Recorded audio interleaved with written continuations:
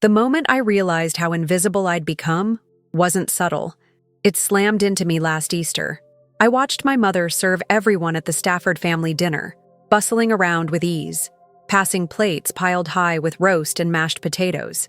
My sister Kennedy basked in the spotlight, laughing loudly with cousins and parents, the center of attention as always. But when it came to my two kids, I saw the cold dismissal in Mom's eyes. "They can eat later with leftovers," she said. Her voice clipped like a command. The words echoed louder than the chatter in the dining room. I swallowed the sharp ache settling in my chest and quietly packed their plates to go. No argument, no scene, just the sting of being the forgotten one, the invisible force holding this family's chaos together while never acknowledged. I'm Bailey Stafford, 29, a paralegal with 7 years of experience in contract law, and I've been the silent provider in this family for as long as I can remember. I manage the bills, fix what breaks, and keep the financial wheels turning, all without a hint of recognition. What no one knows is that the house where our family's memories are supposed to live is legally mine, a secret held tight from them by a clause in grandfather's will. For now, it's silent power waiting in the wings, like me, unseen, but holding the weight of everything. Growing up, favoritism wasn't a whisper. It was a roar that filled every room. I remember that Christmas when I was 12 like it happened yesterday. Kennedy tore through her presents, ecstatic over the shiny new bike she'd begged for months. Me? I'd asked for a simple set of books, a wish that was met with a dismissive shrug from Mom. "Kennedy's more into sports. You should be happy for your sister," she said, as if that explanation was enough to erase my disappointment. But it wasn't. That day, I learned that being the quiet one meant my desires didn't matter. Kennedy was the golden child, the perfect athlete, the accomplished student, the pride of our parents' eyes. Meanwhile, I was told to stop being so sensitive, to toughen up. I convinced myself it was just tough love, that Kennedy was better at showing her worth. But each unacknowledged birthday, every overlooked achievement, built a wall between us and cast a shadow I still feel when I watch my kids navigate the same uneven terrain. The cycle of favoritism, carefully nurtured by our parents, never wavered, Kennedy glowing in their eyes, and I fading quietly into the background. Years of sacrifice have been my steady currency for this family's survival. I've quietly covered thousands in household bills, often stretching my own paycheck to patch leaks, both literal and figurative. Sometimes, that meant forgoing vacations or nights out, all to ensure my kids could have a college fund or that the house stayed warm and secure. I worked overtime so Kennedy could chase her boutique dreams, even when I never heard a single "thank you." My husband Daniel is the only one who seems to notice, his quiet support a lifeline. "Bailey, when will they see what you do?" he asked once, his voice full of frustration and love. I just shrugged it off. Recognition has never been my currency, but there's a secret I carry with a cautious pride. The deed to the family home is in my name. It was my grandfather's way of giving me power he believed I'd need someday, though the rest of the family remains oblivious. I've kept this card close, waiting, unsure if or when to play it. For now, Daniel and I hold on to each other quietly, the only ones who truly see the full measure of my strength, while Kennedy struts in the spotlight, unaware the foundation beneath her feet belongs to me. That Easter Sunday was the first time the family's cruelty wasn't just a sting, but a public wound. The dining room was overflowing with laughter and chatter, but a cold silence fell over me when Mom ignored my kids at the dinner table. When I asked why, her voice was sharp. "They can eat later. We have plenty of leftovers." Kennedy's smirk was a slow burn of satisfaction. I felt hollow inside, the weight of being invisible crushing me with a force I hadn't expected. I forced calm, telling myself, "They'll be fine," and quietly gathered my children's coats. Leaving without a fight was my small rebellion, a silent refusal to accept being dismissed so openly. Still, the pain throbbed like a fresh wound, like being erased in my own family's story. I told myself it was just stress, nothing personal. Yet even as I walked away, a seed of doubt took root deep inside me. Maybe this family wasn't going to change. Maybe hope wasn't enough anymore. The moment I showed even the slightest resistance, a subtle shift began. It wasn't loud or dramatic, but the atmosphere around me cooled, thickening with quiet judgment. A few days after Easter, whispers started. At a family barbecue, I overheard a cousin mumble, "Bailey's always been so sensitive. Maybe she's making more of this than it really is." The words weren't meant for me, but they cut like a knife. Then Mom called. Her voice was clipped, cold even, a far cry from the warmth I used to rely on. "Don't be so dramatic, Bailey," she said. "Kennedy's only trying to keep the peace." The dismissal stung like salt in a fresh wound. Soon, others chimed in. Aunt Diane hinted that I was stirring trouble. Uncle Joe laughed off my concerns as family quirks. Even some relatives I once trusted appeared to shift into Kennedy's camp, their eyes avoiding mine, their voices softer when speaking about me. Daniel was the only anchor, steadfast and unwavering, but the isolation gnawed at me. I started doubting myself. Was I really overreacting? Was my hurt just a figment of my imagination? One afternoon, I confronted Kennedy directly. She looked at me with that sweet, patronizing smile, the kind that belied venom underneath. "You're imagining things, Bailey," she said, her voice dripping with false concern. "Maybe you just need to relax." Her words lodged in my throat. Was I really the problem? The gaslighting wasn't blatant. It was a delicate dance of insinuations and dismissals that left me second-guessing every feeling. Family unity was a fortress, built on manipulation and silence. And I was the outlier, the one who didn't belong. The quiet resistance I had mustered started to feel futile, like throwing pebbles against a stone wall. The weight of being unseen pressed harder. Yet beneath the pain, a small fire flickered, because I knew the truth. I wasn't wrong for wanting respect. I just hadn't yet found the strength to make them see it. In the face of growing pressure, I wanted to believe in peace, in understanding. So I reached out for a family meeting, with Mom, Dad, and Kennedy present. I rehearsed my words carefully, determined to stay calm and rational. Sitting across from them, I spoke softly but firmly. "It hurts when my kids are excluded, when I'm made to feel less than part of this family. I just want acknowledgement, maybe some understanding." Kennedy's eyes filled with tears. No, not true sorrow, but a practiced performance. "I'm the one who's misunderstood here," she declared, voice shaking with feigned vulnerability. "Everyone's always against me." I blinked, taken off guard by the theatrical display. Mom nodded, looking at me with tired disapproval. "Bailey's being selfish," she said flatly. My uncle, acting as some sort of mediator, shrugged and said, "Families have their ways. We all have roles." The words echoed in the room and landed heavily on my chest. I left that meeting smaller than before, swallowed by a dull ache of rejection. It was clear. My attempt at peace had crashed against a wall of denial and favoritism. The family had already chosen sides, and mine was the one dismissed as trouble. I felt the sting of invisibility deepen and the bitter taste of betrayal linger. My voice, so carefully measured, was lost in the noise that favored Kennedy's narrative. A few weeks later, at a company event that brought family and colleagues together, Kennedy struck again, but this time the blow was public and brutal. She leaned into a circle of people I barely knew, laughing as she revealed a private detail about my financial struggles, something I had confided in her years ago when we were supposed to be sisters. "Bailey's always stressed about money," she said loudly, "even though she's the one paying the bills." The laughter bubbled up around her, sharp and cruel. I felt my cheeks burn with humiliation. Daniel's hand squeezed mine under the table, his support silent but fierce. The damage wasn't just emotional. Whispers followed me for days, conversations halting as I approached. Colleagues who once greeted me warmly now glanced away, the seed of doubt sown by Kennedy's words. My professional reputation, painstakingly built through years of hard work, was under siege. It dawned on me then that this was no accident. Kennedy was weaponizing my vulnerabilities, using my quiet strength as ammunition to isolate me further. The family's complicity in her tactics was a bitter undercurrent I could neither fight nor ignore.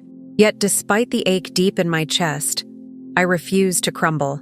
I folded my dignity around me like armor and met their gaze with steady eyes, even if inside, I was quietly breaking. In a final, desperate bid to mend the widening gulf, I invited Mom and Kennedy to dinner at our home. I cleared my throat, steadying myself as I laid my heart bare. "I need to feel respected," I said, voice trembling but resolute. "My kids deserve to be treated like family, not sidelined or ignored." For a moment, I thought I saw a flicker of understanding in Mom's eyes, maybe even in Kennedy's. But then Kennedy rolled her eyes, the dismissive gesture slicing through the fragile hope I'd held. "You're too sensitive," she said, voice dripping with condescension. "This is how it's always been." Mom didn't even bother to defend me. She just nodded quietly, as if agreeing that I was the problem. The cold rejection hit me harder than I expected. A sharp, unforgiving truth I couldn't deny. That night, after they left, I confided in Daniel, the weight breaking from my shoulders. "I did everything I could," I whispered, tears welling unbidden. "I can't keep pretending." The line had been crossed, and the quiet resolve I'd nurtured for so long was cracking. I was tired of being invisible, tired of being dismissed. But the family I wanted didn't seem to exist anymore. Only the one that kept me locked out, silenced, and sidelined. This was a reckoning, and I was left holding the pieces, unsure how or when they would come together again. The fallout hit me like a wave I never saw coming, cold, relentless, and isolating in the worst way. Whispers began at family gatherings, hushed comments about me being difficult or dramatic, as if my feelings were some sort of flaw to be laughed at or ignored. Even relatives who had once been neutral, who didn't take sides, started avoiding me, their eyes sliding past mine like I was a shadow they didn't want to acknowledge. It was subtle at first, stolen glances, half-hearted greetings, but quickly morphed into a wall of cold silence. Kennedy took every opportunity to twist my vulnerabilities into casual jabs, sometimes in front of others, sometimes just loud enough for me to hear. The way she repeated the things I'd said in moments of weakness, turning them into weapons. Mom's cold shoulder became a permanent fixture, her once warm voice now clipped and distant. "Bailey, you're making a scene again," she said one afternoon, her tone flat and final. I felt utterly alone, the walls closing in tighter with every passing day. Daniel's support was the only thing that anchored me to any semblance of hope, his steady presence a lifeline in a sea of rejection. But even his steadfastness couldn't erase the gnawing doubt that began to settle deep inside. Late at night, when the house finally quieted and shadows stretched long, I found myself whispering into the darkness, "Maybe I am the problem." The question was a knife twisting slowly in my gut. The exhaustion was physical. My muscles ached from constant tension, and my chest felt heavy, as if I was carrying a weight that no one else could see. Mentally, I was drained, my thoughts a foggy tangle of hurt and confusion. But beneath that fog, beneath the crushing fatigue and the self-doubt, a tiny seed of resolve began to push through. I couldn't keep absorbing this pain. I wouldn't. Something had to change. One afternoon, I caught myself staring out the window, watching the world move on without me. The laughter of children playing in the distance was a bitter reminder of the home I was supposed to protect but was starting to lose. I clenched my fists, the air around me thick with frustration and helplessness. How had I ended up here? So unseen, so unheard. Yet even as the walls closed in, a stubborn part of me refused to crumble. I imagined what it would feel like to stand tall again, to reclaim some small piece of dignity amid the wreckage. The thought was faint, a whisper in the storm, but it was there. I would find a way. I had to.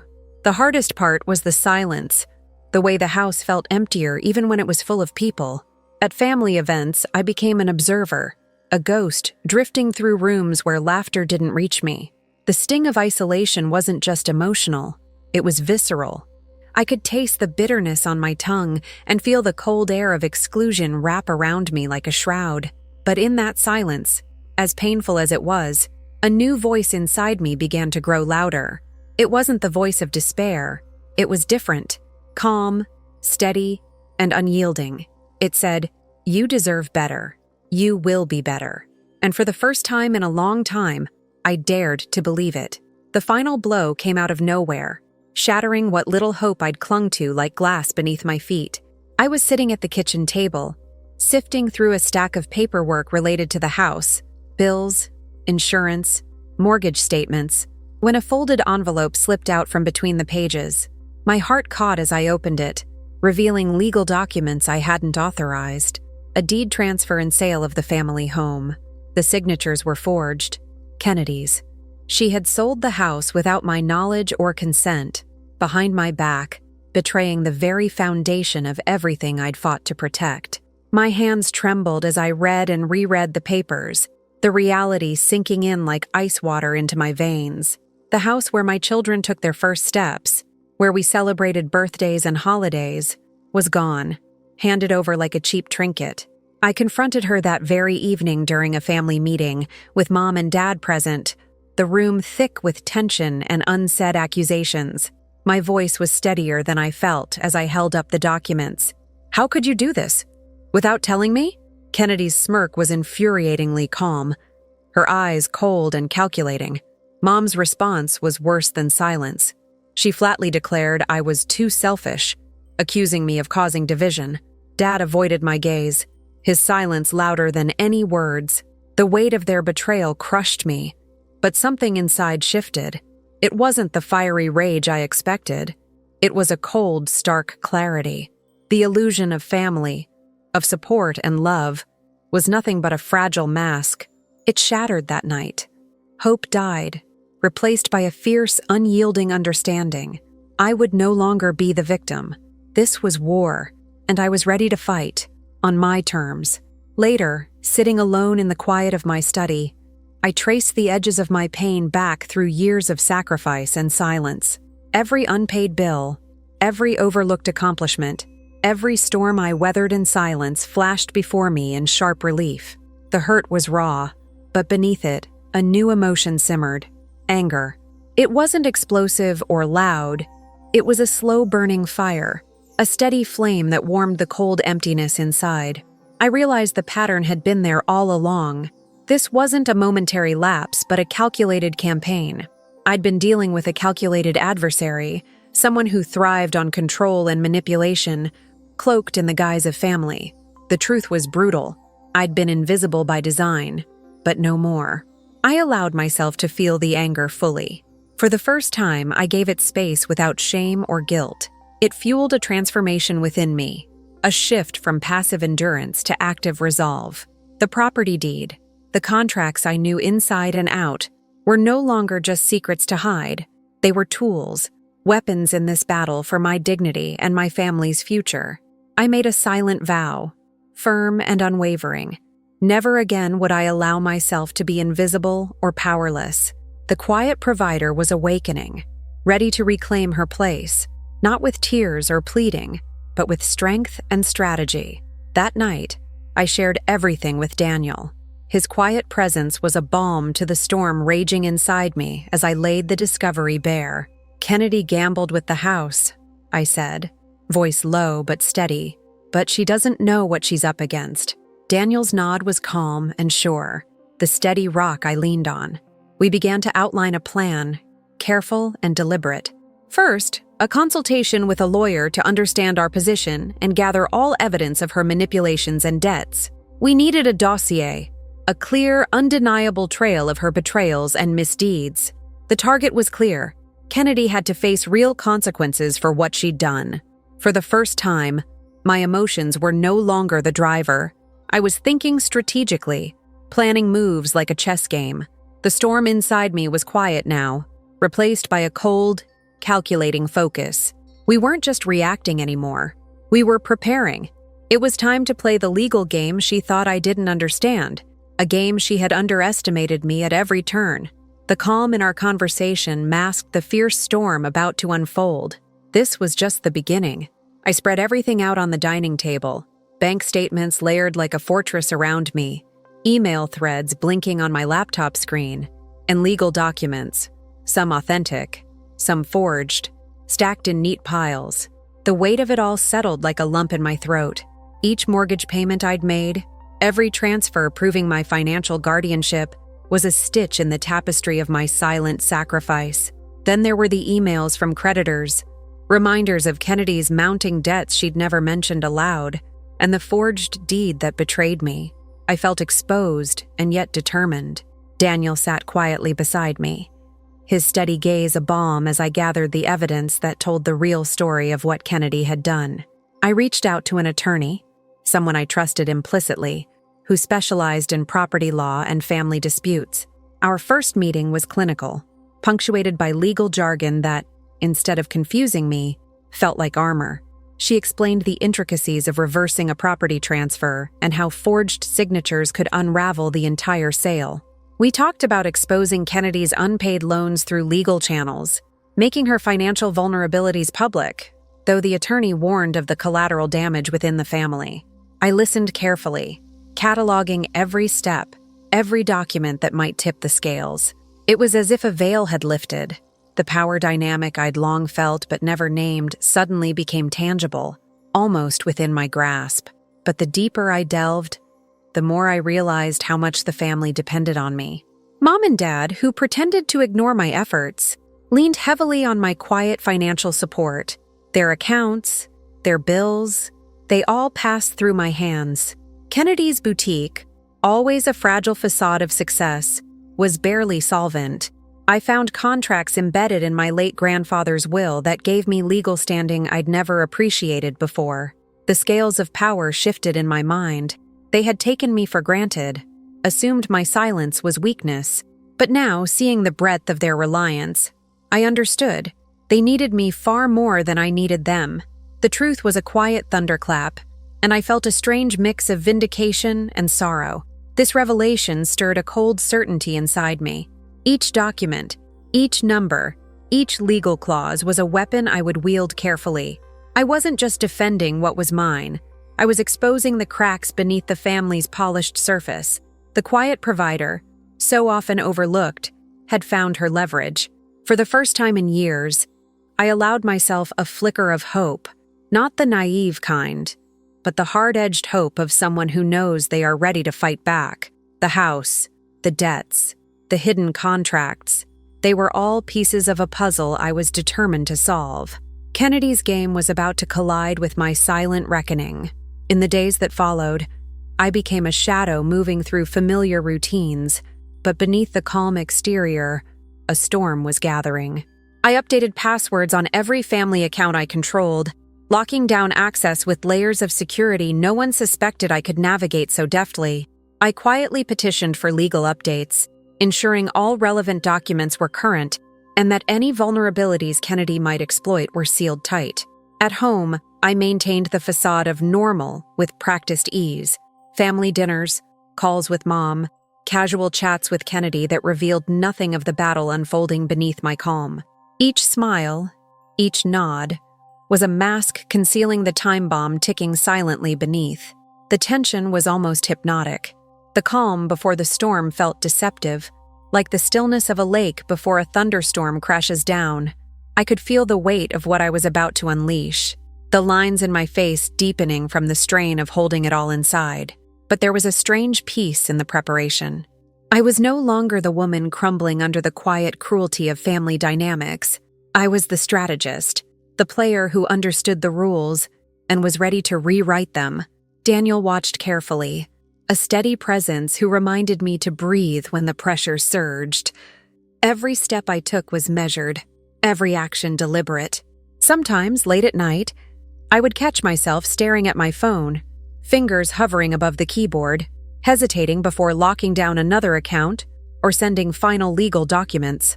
I silenced the urge to tell anyone what I was doing. Not even Daniel knew every detail. This was mine to own. The facade had to hold until the moment was right. I found solace in routine, the ritual of family dinners, the sound of my children laughing in the next room, reminders of what I was fighting for. Yet beneath that quiet life simmered a fierce resolve. The game was far from over. I was readying my ultimate checkmate, and no one suspected the silent transformation hiding just beneath my composed exterior. Then, one afternoon, the ground shifted beneath me again. Lisa Carter, my cousin, and one of the few people I trusted completely, appeared at my door with a folder in her hands. Her usual brightness was subdued, eyes serious as she said, "Bailey, you need to see this." I took the folder, fingers trembling as I flipped it open. Inside were documents I hadn't expected, records about an estranged aunt who had vanished from family stories long ago. Lisa explained how Kennedy had manipulated her out of a significant inheritance years before, using the same cold tactics I now knew all too well. The parallels were chilling. Legal papers, emails, and letters detailed the aunt's struggle against Kennedy's scheming. It was a pattern, not a one-time betrayal. Kennedy's golden child image was a carefully crafted lie. Beneath it lurked a calculated manipulator who destroyed others to maintain control. The realization hit me with the force of a revelation. I wasn't alone in this. Kennedy had left a trail of broken lives, and I was just the latest casualty. My heart clenched at the depth of her deception, but with it came a fierce new clarity. This wasn't just about me or my family anymore. It was about breaking a cycle of betrayal that stretched back decades. Lisa's voice was quiet but firm as she looked at me. "This goes deeper than you thought. You're not just fighting for yourself. You're standing up for all of us who got caught in her web." Her words settled over me, igniting a fire that burned away any lingering doubt. If Kennedy thought she could keep this pattern hidden, she'd underestimated the quiet women who refused to be silenced. I felt the weight of responsibility settle on my shoulders, heavier but somehow empowering. This wasn't just a family feud, it was a reckoning, and I was ready to see it through. The discovery added a new dimension to my fight. It sharpened my resolve and gave me purpose beyond personal vindication. I wasn't simply reclaiming what was stolen. I was dismantling a legacy of manipulation and control. The quiet strength I'd nurtured for so long flared brighter, fueled by a sense of justice for those who had been silenced. In that moment, the battle became clear. Not just a fight against Kennedy, but a stand against a pattern of betrayal that had hurt too many. I closed the folder with a steady hand, the fierce determination inside me burning hotter than ever. The next morning, I began to make my first moves. The decision to cut off financial support to the family was both painful and necessary. For years, I'd sent small but steady transfers, quiet subsidies to Mom and Dad, silent patches on Kennedy's failing boutique, always hoping it would keep the peace. But now, the quiet provider was withdrawing her lifeline. I stopped the transfers without announcement, watching carefully as bills went unpaid and projects stalled. The strain rippled quickly through the family, but no one yet connected the dots. I kept my interactions calm and polite, careful not to reveal the storm beneath. Simultaneously, I sent formal legal notices to freeze the property sale, attaching certified demands to halt any further transactions on the house. I initiated proceedings to invalidate the forged documents, detailing the evidence we had gathered. My attorney's words echoed in my mind.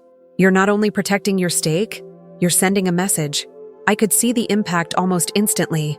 Kennedy's composure cracked in her phone calls with Mom, her voice rising in frustration, desperation edging into her usual cold confidence. I kept my own voice steady in every conversation, hiding the satisfaction I felt behind a veneer of calm professionalism. Daniel was there through it all, my partner and strategist, witnessing the quiet but radical shift in who I was becoming. He never pushed me, never rushed, but his steady support was the anchor I clung to as the family's fragile facade began to crumble. I caught glimpses of the cracks in Kennedy's armor, a defensive tone, a sharp retort, a glance that didn't quite hide panic. The first consequences were unfolding, small but significant. I was no longer the silent victim. I was the force disrupting the carefully balanced family narrative, the quiet storm rewriting the rules. And with every calculated move, the distance between us grew, the power shifting irrevocably. The day of the family gathering arrived under the guise of a casual reunion, but I knew better. The air was thick with the usual pretenses, fake smiles, polite laughter, the undercurrent of competition that Kennedy thrived on. Mom fussed over the food, Dad lingered with relatives, and Kennedy floated through the room, radiating that untouchable golden child aura. But beneath my calm exterior, I was poised to shatter the illusion.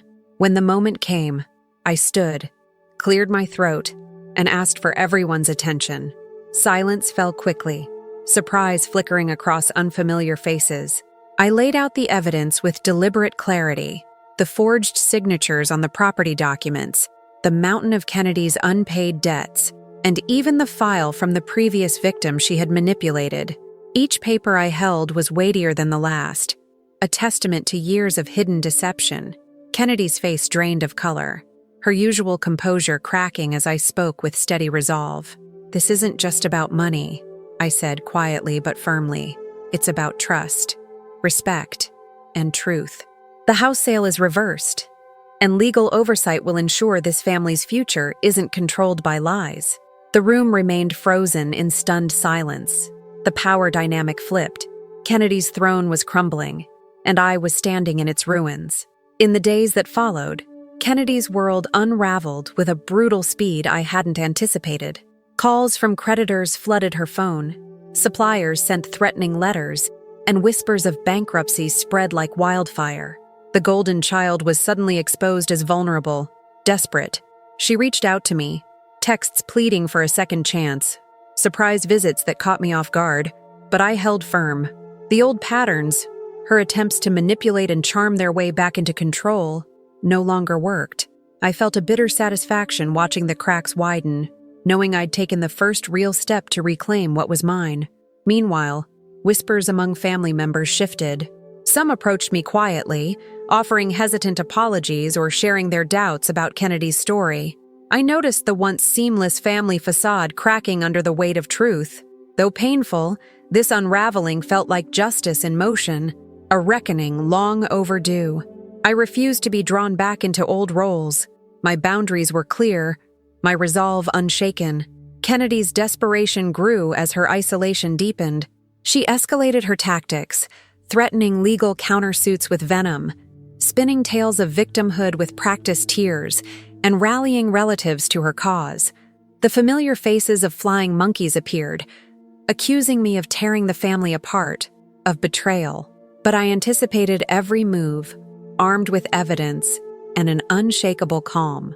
Some relatives, seeing the truth more clearly, approached me with genuine apologies for their earlier blindness. Yet I remained cautious, wary of old loyalties that once blinded them. Kennedy's isolation became tangible. A queen stripped of her court, her influence evaporating like smoke. Her frantic attempts no longer frightened me. They only underscored her loss of control. The game was over. She had lost her power not through anger or spectacle, but through steady, unwavering truth. 6 months have passed since that day, and I stand on solid ground, surrounded by a quieter, kinder family dynamic. Our gatherings are smaller, less performative, but more genuine. My children are embraced with warmth and respect, free from the shadow Kennedy once cast over them. Daniel and I share a closeness built on trust and partnership, no longer weighed down by family drama. Mom and Dad have come to accept the new boundaries I set. No more blind favoritism, no more playing into old roles. Kennedy faces lasting consequences, but her presence no longer dictates my peace or happiness. I have ceased seeking their approval. My worth is no longer tied to their acceptance. I've learned that self-respect, clear boundaries, and quiet strength are more valuable than any blood tie. Though the wounds remain beneath the surface, my future is open. A future where I control my story. No longer the forgotten sister, but the woman who reclaimed her life on her own terms.